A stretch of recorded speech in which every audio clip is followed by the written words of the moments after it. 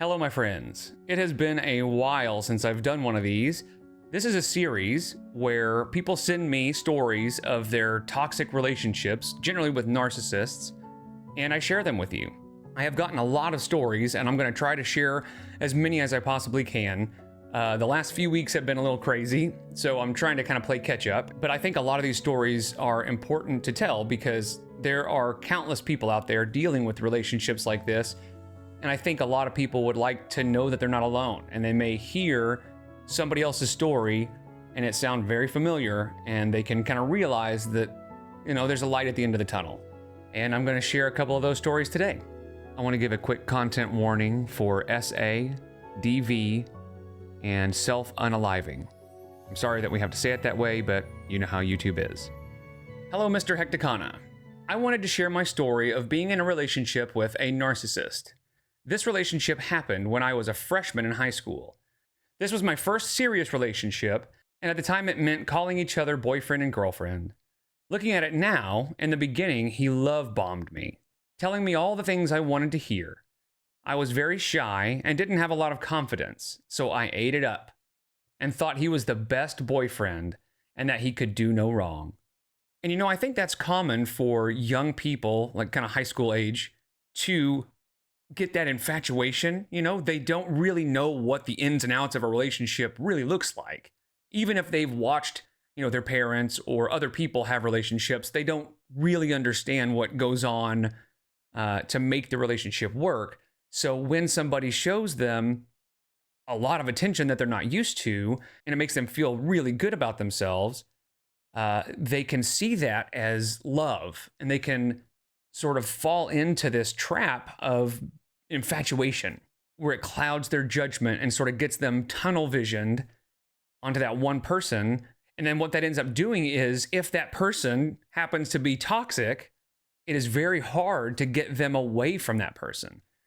As a parent, watching a child make an obviously bad decision by being with an obviously bad person, it has to be very frustrating to not be able to sort of pry their thoughts away from that person and make them see the red flags and get them to understand the dangerous position that they're in, or at the very least, just the bad position they're in, right? Even if it's not dangerous, just being that infatuated at that age is just not healthy. Unfortunately, there's not much we can do about it, right? We all have to learn at our own pace. We all have to learn in our own ways. So something like this, where the boyfriend shows some attention and really, love bombs, makes it very difficult for the girlfriend and the parents of the girlfriend and the friends of the girlfriend to help them see that maybe what you're doing isn't healthy or good for you, While all this was happening, he started to isolate me.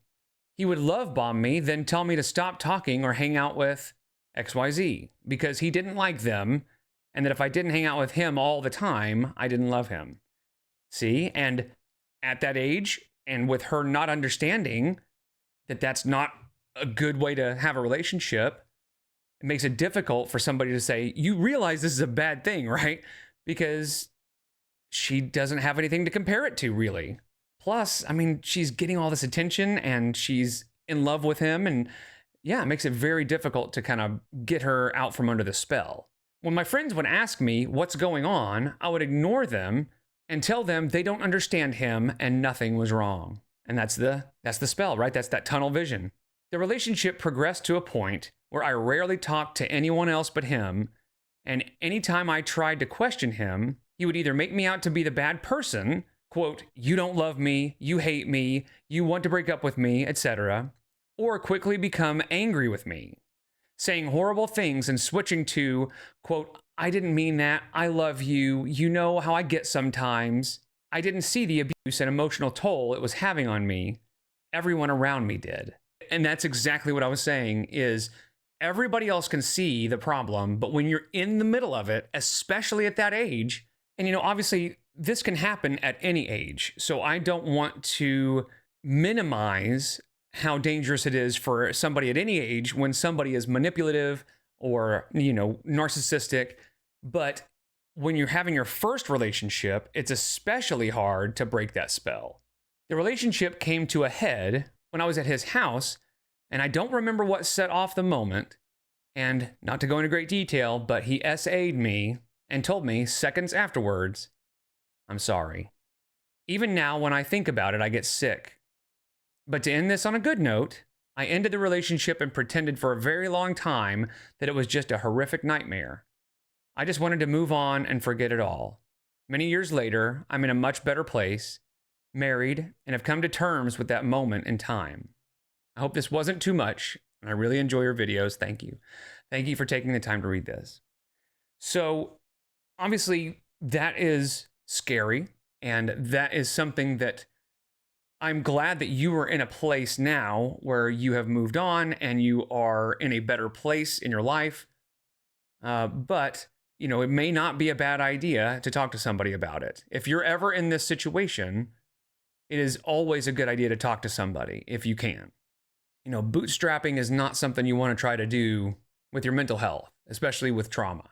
As short as this story was, it was very poignant and very good at highlighting just how a manipulator and a narcissist can isolate you, and you may not even realize it. You don't even know it, especially when you're young and you're in your first relationship and you think it's love. If we have kids, we all hope that their first relationship is a good one so that they kind of know what it feels like to actually have a good relationship and they can compare the rest of their relationships to that one. But that's not always the case. The first one could be terrible, and they don't even realize it. But also, no matter what point in your life you happen to be, manipulators can manipulate and they can isolate. And of course, if that happens to you, don't blame yourself. Narcissists tend to be very good manipulators, and a lot of people, when they're in the middle of it, they just don't even realize it's happening until it's too late or until they get out of it and can look back. And of course, hindsight is always 20/20. So this story is a little longer, but I'm going to go through this entire thing because it's pretty interesting. My mother is a covert narcissist. I am the oldest of 3 children and the only girl. My dad was an abusive, cheating, gambling alcoholic. So I grew up in a home with severe DV. Starting at the age of 6, my mother would make me take care of my brothers at night because she worked 3rd shift and my dad was at the bar. And just as a side note, this seems to be a pretty common thread through a lot of these stories, is people dealing with parents that are abusing drugs and alcohol, or the narcissists themselves are addicts or alcoholics. So I don't know if that's like medically significant or if it just happens to be a thread through the stories that I receive. But it is just worth noting that alcohol and drugs seem to be a pretty common thing when it comes to these toxic relationships, which is not surprising. When you see these videos of, DV and people that clearly should just not be in a relationship on all these body cam footage videos, it is almost always involving alcohol. And you just wonder, if we could wave a magic wand and all the alcohol would disappear, I wonder how many of these relationships would get better, But clearly some people should just not be together. But also, some people should probably just not drink. So it's kind of a chicken or the egg sort of thing. I had to stay up until 2 to 3 a.m. when my dad would get home. I'd get up for school at 6 and get myself and my brothers ready, and we'd go to school. I was always a straight A student, but my mother would always say, "Well, I was smart too, so what do you want, a gold medal?" I stopped being proud of myself because if my mother didn't care, why should I? And this is actually something that the therapist that I talked to in my interview said about NPD, is that they tend to compare themselves to others, right? Where somebody with histrionic is just very attention seeking in general. They just like to have the attention on them. People with NPD tend to be comparative. Like, I'm better than somebody else. I am smarter than this person or whatever. So that tracks that she would say, "Well, I was smart too," and just almost like, yeah, you're a straight A student, and comparing herself to you. Because something tells me she probably wasn't a straight A student and she was jealous. I was also bullied at school. because I was very poor. I also took care of my brothers during the day because my mother was busy chasing my dad all around town because he cheated so much.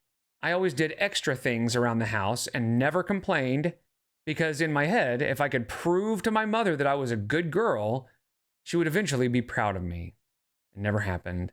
And of course, now looking back, hindsight being 2020, you know that no matter what you did, it was never going to happen because it wasn't about you. She just needed to be better than, and you were the scapegoat. In narcissistic families with a parent who is a narcissist, there tends to be a golden child and a scapegoat. And it seems as though you might have fallen into the scapegoat category. Fast forward when I was 17 and started dating a 25-year-old man. Yikes. He showed me the love I never received at home. It was actually love bombing. Yeah. And just like I was saying in the last story, at that age, you are a prime target for isolation and manipulation because the attention that he can show you is something that you probably want and need. And so you're willing to look past a lot of negatives because you don't really know what a relationship is supposed to be. So you think maybe some of this stuff is normal. It's kind of a give and take, right? Like, yeah, there's all this bad stuff happening, but there's all this good stuff too. So I think that's just the way relationships are. You don't realize that, no, that's not right. Within 3 months, I was pregnant with my daughter. I was terrified to tell my parents because we're Portuguese and nice Portuguese girls don't get pregnant before marriage. I told my mother and she lost it. She called me every name you can imagine and said she hopes I fall down the stairs and lose my baby. She put all my things in garbage bags and kicked me out. I was forced to go live with my boyfriend. Again, I'm 17 and he's 25. As soon as I moved in, the love bombing ended and the abuse began. He threw away all my clothes and makeup and only allowed me to wear sweats. And that's a control thing, right? He wants you to feel as bad as possible, and he doesn't want anybody else looking at his trophy. Because to him, you are an object. You are a trophy or an accessory. So he doesn't want you getting any crazy ideas like looking all dolled up and pretty that, you might give somebody else the idea that they can look at you or something. When I was months pregnant, I put my contacts in my eyes and they started burning. I immediately took them out and realized he had put alcohol in my contact lens case. He spent my entire pregnancy saying that my daughter wasn't his because I was a cheater. Obviously, I wasn't, because remember, she's 17 and she is infatuated with this guy, right? She thinks she's in love. And she really probably at that point doesn't have very many options as far as like going out and meeting new people and doing things to where she could even have the opportunity to cheat. After my daughter was born, I thought he would see her and love her because I did. Boy, was I wrong. He hated her because now she was my first priority and all of my attention was given to her. And that is one of those really wild things about narcissists, especially like narcissist parents. And it usually is the dad. They don't really love the child. They are jealous because they want all the attention, and it drives them nuts that the person that they want to manipulate, the person that they want to control, is giving all their attention to the baby instead of them. That's a pretty common narc thing to do. So yeah, this is all lining up like he's a real serious narcissist. He never held, fed, changed, or bought anything for her. When she would cry, he would say, "Your effing daughter is crying." For the next almost 2 years, he gaslit, manipulated, and abused me in every way possible, including SA. And again, that's because to him, you are one of his belongings. You're an accessory. You belong to him, and he doesn't see you as a person with feelings. I stayed because I thought he would change. And to be honest, I believed all the horrible things he said about me were true. Because my mother said the same things my entire life. And you were primed to be a target for him, right? Your mother set you up to be exactly what he wanted. And that is insecure and unable to really see yourself for who you are. A few months before my daughter turned 2, I finally left him, and even then, I didn't leave for myself. I left because he started threatening to hurt my daughter. And that's the right thing to do, right? You have to take care of your daughter, and your daughter should be priority. So that makes sense. I had to get a restraining order and took him to court for child support. He used the court system to continue to abuse me. He called CPS over 10 times saying I was abusing my daughter. He told the judge I was mentally unstable and he should get custody of my daughter. I raised her alone until she was 7 and then got into a relationship with another narcissist. And that is a pretty common thing from what I understand, especially if you are raised by narcissists. Their behavior is familiar to you, and so you sort of seek it out even though you don't really mean to. It's just something you know and are comfortable with, even though it's not good for you. I was 25 by this point and got pregnant with my son. When I was 4 months pregnant, I left him, and even though I told him he needed to be in my son's life, he didn't want to, and I was now a single mother of 2 children with no fathers. When my son was 2 months old and my daughter was 7, I went to church with my mother. I was trying desperately to have a good relationship with her because I felt so alone. And in a perfect world, you should be able to talk to your mother and confide in her, and she should be there to help you with the kids. And it should be a relationship where you can, get some help. But unfortunately, that's just not the relationship you ended up with your mother. And I met this guy whom my mother knew very well. And remember, she was 25 at this time. He was 30 and had never been married and didn't have any children. We started dating, and within 5 months, he was saying we needed to get married because we were sinning. And even though I wasn't ready for that, I married him anyway because I was scared he would leave me and my 2 kids. Yeah, because you're terrified of being alone at this point, because you basically have been your whole life. Within 2 weeks after we got married, the mask slipped, and I realized I had married a narcissist. Put a pin in that. He started abusing me and cheating with other women from church.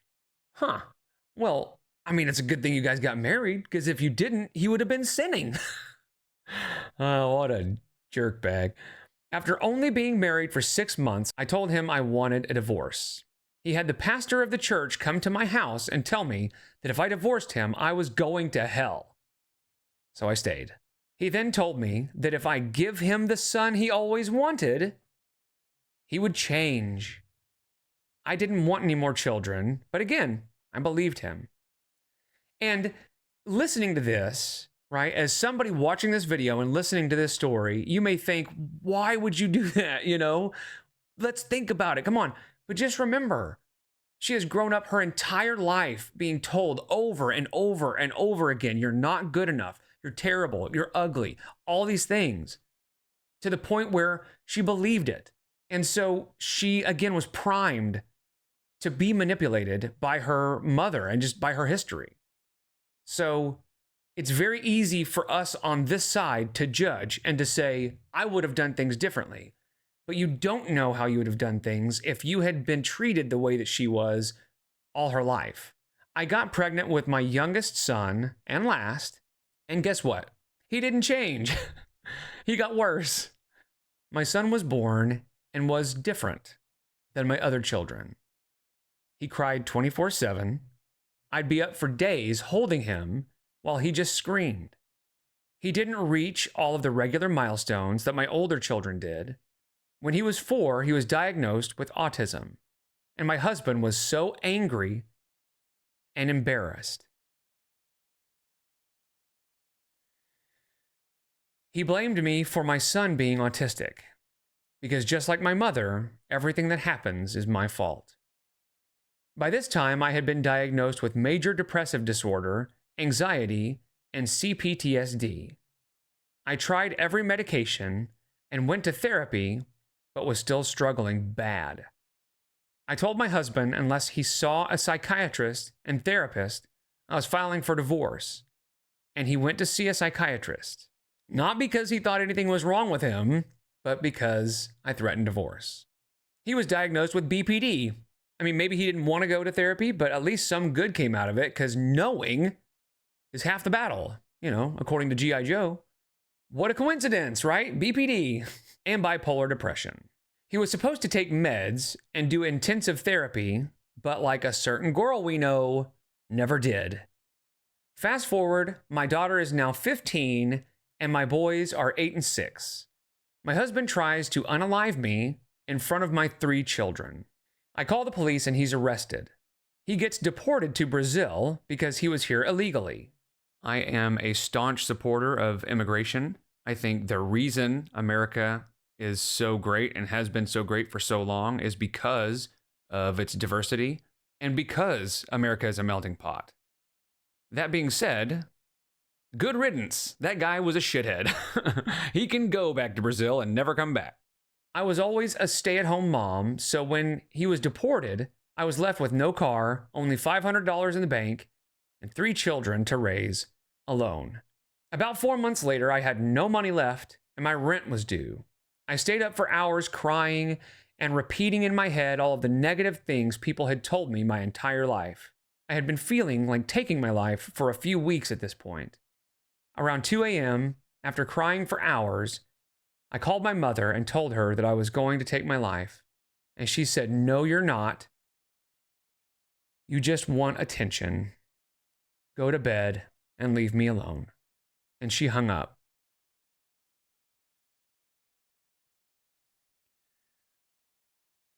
That was it. I took some pills and waited. I realized that it would be extremely traumatic for my children to wake up and find their mom, so I called an ambulance. I went to the hospital and CPS called my mother. I thought that since I survived, now I'd get help. Absolutely not how it happened. CPS took my 3 children and gave them to my mother. She started telling people that I tried taking my life, and she was taking care of my kids, playing the victim and hero while receiving fuel, that narcissistic supply, because everyone was talking bad about me. What she didn't tell people was that CPS was paying her $4,000 a month to take care of my children. I spent 1 month in a mental health facility and then went to go live with my dad. My parents had been divorced for years at this point.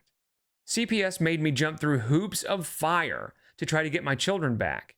I never did drugs, drank, or even got in any kind of trouble, but since I had mental illness, I wasn't a fit parent. My mother would only allow me to see my children if I let her put me down and just keep quiet. So that's what I did for 2 years. And that's what you do, right? When you have kids and you want to see your kids, you just do what you have to do to see your kids. I understand that. Not being able to be with my children was unbearable for me. I can only imagine. I tried to take my life 3 more times because if I couldn't be with my children, I didn't want to live. But just always remember, no matter what, even if it seems hopeless, even if your children get taken, tomorrow may be different. You just never know. Never use a permanent solution for a temporary problem. Because even though it feels like nothing's ever going to change, even though it feels hopeless, things always change. Things are constantly changing. So what you want to do is be here to see it change. Be here to see what happens. And if you feel like you have no one you can talk to, please reach out to the national hotline. You can dial or text 988. You are not alone. The last time was in January of 2023. The hospital stay was different though. I had an amazing therapist who said, "Your mother is a narcissist and she will never change. She will never tell you she's proud of you, and she will never admit that she was a terrible mother to you." He said the reason I attracted these narcissistic men was because my mother made me believe that I didn't deserve any better, that I thought it was normal to be treated so terribly because my own mother treated me terribly. He said if you want to rebuild your relationship with your children, you have to accept that the problem is her, not you. He said we can't control other people's actions, but we can control our reactions. That's when it clicked for me. Mind you, I was 40 years old. I left that hospital, and even though she continued putting me down, pushing my buttons, and baiting me into an argument, I never again fell for it.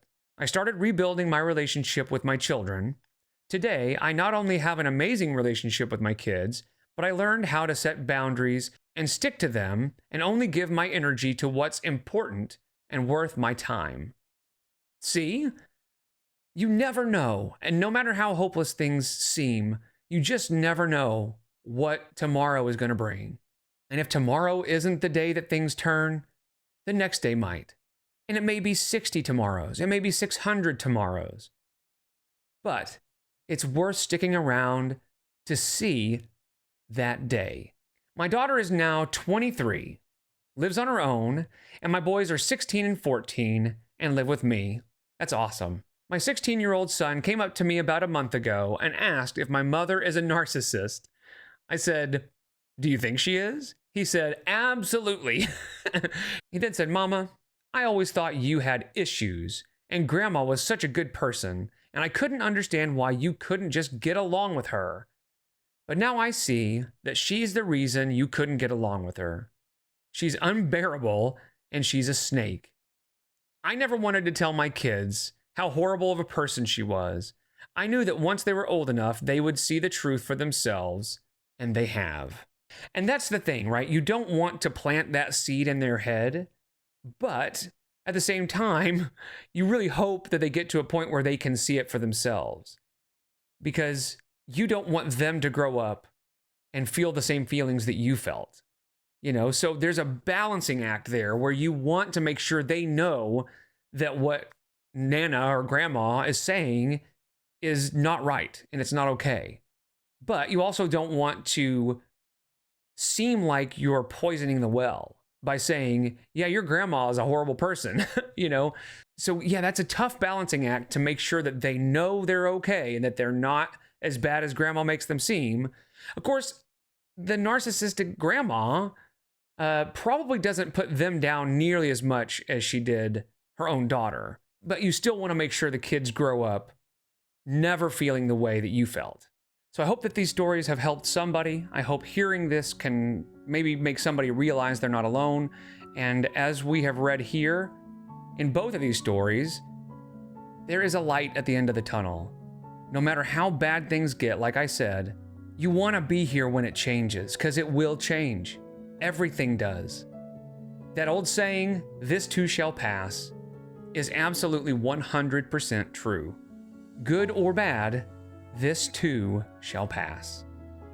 So, when you're really going through it, you need to stick around for when it changes, because it will. And if you're not in a situation like this, please watch out for the red flags.